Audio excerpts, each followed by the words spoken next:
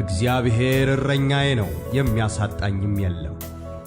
በለመለመ መስክ ያሳድረኛል፣ በዕረፍት ውኃ ዘንድ ይመራኛል። ነፍሴን መለሳት፣ ስለ ስሙም በጽድቅ መንገድ መራኝ። በሞት ጥላ መካከል እንኳ ብሄድ አንተ ከእኔ ጋር ነህና ክፉን አልፈራም። በትርህና ምርኩዝህ እነርሱ ያጸናኑኛል።